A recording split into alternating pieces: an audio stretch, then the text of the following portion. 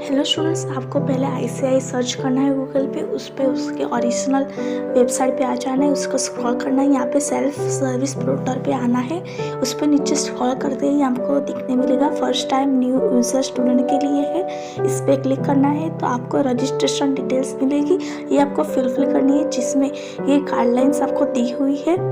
इसमें आपको 10th and 12th की ओरिजिनल मार्कशीट की आपको कॉपी भेजनी होगी पीडीएफ के रूप में।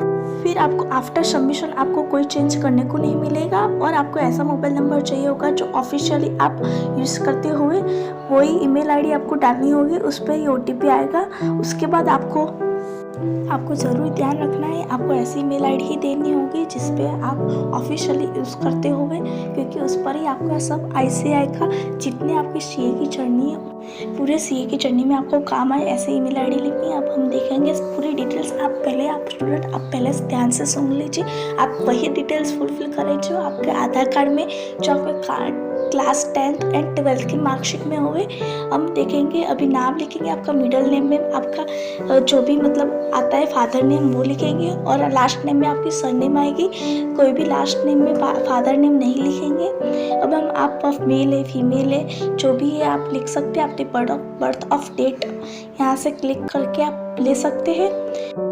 ध्यान से आप अपने आधार कार्ड में जो है वही लिखना है, जो जन्म प्रमाण पत्र आता है उसमें जो है वही लिखना है। अभी आप इसमें ईमेल आईडी एड्रेस भी है, उस पर आप क्या करोगे, मतलब आपका जो ईमेल आईडी ऑफिशियली आप यूज़ करते हैं वही ईमेल आईडी एड्रेस देना है, नहीं कि आप टेम्पररी। क्योंकि आपको जब तक आपका ईमेल आईडी गलत होगा तो आपको कैसे इन्फॉर्मेशन मिलेगी। आपको मोबाइल नंबर या व्हाट्सएप से इन्फॉर्मेशन नहीं मिलती आईसीआई की। सब नोटिफिकेशन आपका ईमेल आईडी पर ही आता है, इसलिए आप वही ईमेल आईडी लिखे जो आपको सही है, ऑफिशियली आप यूज़ करते हैं वही लिखनी है। अब हम देखेंगे ईमेल आईडी में आपको ध्यान रखना है, फर्स्ट अल्फ़ाबेट आपका स्मॉल ही होना चाहिए, नहीं तो कैपिटल।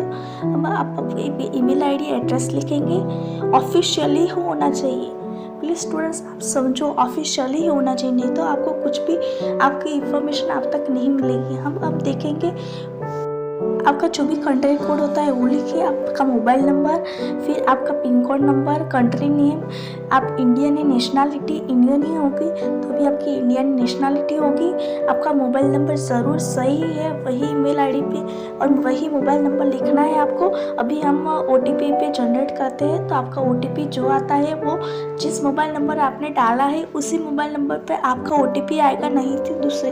इसलिए आप खास ध्यान से सुनिए, आपका वही मोबाइल नंबर लिखना है जो आपके पास मौजूद हो और आप ऑफिशियली यूज़ करते हैं, यानी आपका ओटीपी जो आएगा वो यहाँ पे लिखना है। ओटीपी आने के बाद आपको ग्रीन बटन पे आपको प्रेस करना है। ये सब आपको ऐसा लगेगा आप स्क्रीनशॉट भी ले सकते हो। ये सब आपकी डिटेल्स है, ये गाइडलाइंस के अनुसार ही होगा। अब आप देखेंगे यहाँ पे आपको अप्लाई फॉर सीए पे क्लिक करना है, फिर आपको कोर्स रजिस्ट्रेशन पे क्लिक करना है। फिर आपको यहाँ पे दिखने मिलेगा अप्लाई फॉर फाउंडेशन और अप्लाई फॉर डायरेक्ट एंट्री। आपको डायरेक्ट एंट्री पे नहीं जाना है, आपको अप्लाई फॉर फाउंडेशन पे ही जाना है। आपको डायरेक्ट एंट्री कब लगती है, जब आप इंटरमीडिएट मतलब आप बीकॉम कोई भी हॉनर्स कोर्स करने के बाद डायरेक्ट आप इंटरमीडिएट में एंट्री लिखते हो, तभी आपको वहीं पे जाना है। अभी आप वहाँ पे क्लिक करोगे तो आपको मिलेगा, आपको ये शो हो रहा होगा। अभी यहाँ पे जो आपको रेड मार्क किया है वही आपको फुलफिल करना है, बाकी सब छोड़ देना है। जैसे कि आप मैरिड है अनमैरिड है वो स्टेटस बताना है। जैसे कि आपका फादर नेम लिखना है, मदर नेम लिखना है। ऐसे आप जो रेड मार्क किया है वही फुलफिल करना है। आपका पापा का वही पूरा नाम लिखना है जो आपके मार्कशीट में है। बाद में आपकी फैमिली में कोई भी चार्टर अकाउंटेंट पापा या मम्मी कोई भी होवे तो आपको यस करना है, नहीं तो आपको नो करना है। बाद में आपको मिलेगा, आपको कोई फिजिकली प्रॉब्लम है तो यस करना है, नहीं तो नो करना है। फिर आपको यहाँ पे आपका एड्रेस लिखना है, फिर आपको वही एज पर करना है। फिर आपको यहाँ पे आपकी कंट्री चूज़ करनी है, उसके बाद स्टेट, उसके बाद आपको वही एड्रेस देना है आपको जहाँ पे रह रहे हो, नहीं कि दूसरा एड्रेस, क्योंकि आपकी बुक आएगी वो वही एड्रेस पे आएगी जो आपने डाला हुआ है। उसके बाद आपका पिन कोड नंबर डालना ज़रूरी है। उसके बाद आप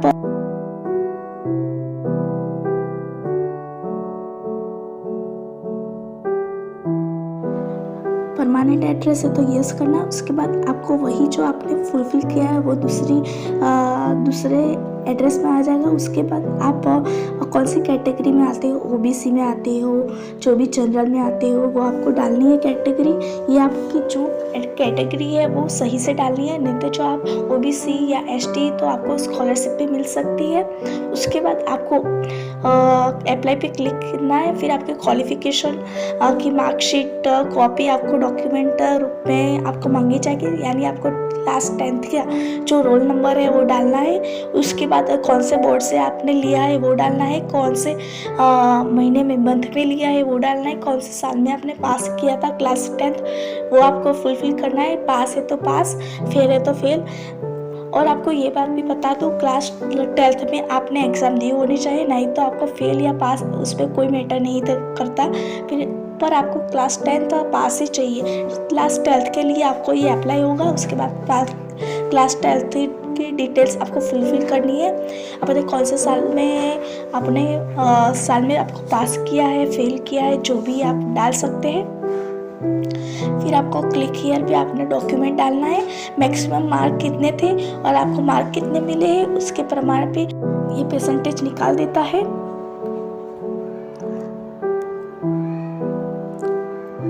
आपको डॉक्यूमेंट ऐसे शो करने हैं जो आपको क्लियरली होवे, वही डॉक्यूमेंट आपको शो करने हैं। उसके बाद आपको स्क्रॉल करना है। उसके बाद आपको कौन से मीडियम में आपको लेना है, वो इंग्लिश या हिंदी, 2 मीडियम होते हैं, तो इंग्लिश पे तो इंग्लिश, हिंदी पे तो हिंदी। उसके बाद आपको अपलोड करना है आपका फ़ोटो के लिए यहाँ पे सब गाइडलाइंस लिखी है, आप डाउनलोड भी कर सकते हैं पढ़ के। आपको वो ही गाइडलाइंस अनुसार आपको फ़ोटो अपलोड करना है। आपको ध्यान रखना है पासपोर्ट साइज से फ़ोटो अपलोड करें, नहीं तो सेल्फी वगैरह वगैरह। उसके बाद आपको अपलोड करना है आपका सिग्नेचर, वो आपका ब्लैक पेन से ही होना चाहिए। उसके बाद आपको स्कूल कॉलेज लिविंग सर्टिफिकेट या फिर आपको डेट ऑफ बर्थ प्रूफ चाहिए, यानी आपका जो अब तक आपकी 12th की मार्कशीट नहीं आई होगी तो आप एडमिट कार्ड भी अपलोड कर सकते हो, और डेट ऑफ बर्थ यानी आधार कार्ड को भी आप अपलोड कर सकते हो। उसके बाद आप स्क्रॉल करोगे तो आपको मिलेगा सबमिशन फॉर मेंबर जनरल, यानी मेरे हिसाब से तो नो। इसका मतलब ये होता है जब आप मेंबर बनते हो तभी आपको जनरल आपको मिलती है, उसकी फ़ीस लगती है 400 रुपये एक्स्ट्रा, नहीं तो आपको 9000 ही आपका रजिस्ट्रेशन फ़ी होती है। फिर आप पेमेंट पे क्लिक करोगे तो आपको UPI से जिससे भी आपको पेमेंट करना है वो कर सकते हैं।